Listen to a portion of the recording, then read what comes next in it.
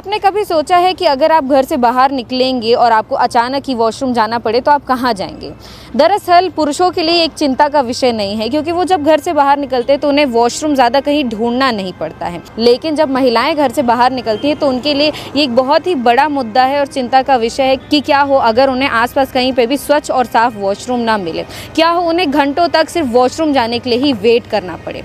तब क्या करेंगी महिलाएं? देश में स्वच्छता को बढ़ावा देने के लिए स्वच्छ भारत अभियान के तहत में बहुत सारे, शायद 1000 से भी ज़्यादा वॉशरूम सुलभ शौचालय बनवाए गए और इसमें से कई सारे ऐसे भी वॉशरूम थे जिनका नाम पिंक टॉयलेट था, जो कि खास तौर पर महिलाओं के लिए बनाया गया था।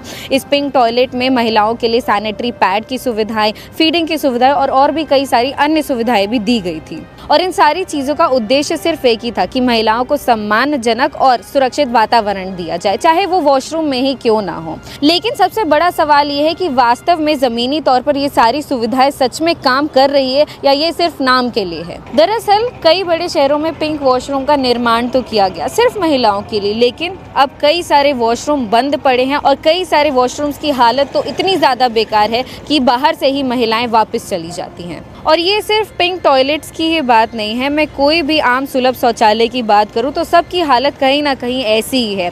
टूटी हुई टाइल्स, पानी की व्यवस्था बिल्कुल भी नहीं, सफाई के नाम पर ज़ीरो और उसके साथ ही वॉशरूम पर कोई ताला नहीं, कोई सुपरवाइजर नहीं।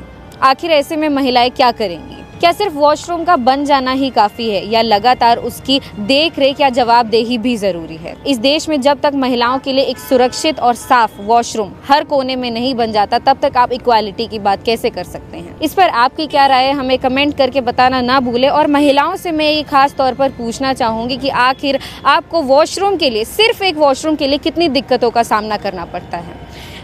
कमेंट करके बताना ना भूलें और ऐसी अन्य खबरों के लिए देखते रहिए केपी न्यूज़। बहुत बहुत धन्यवाद।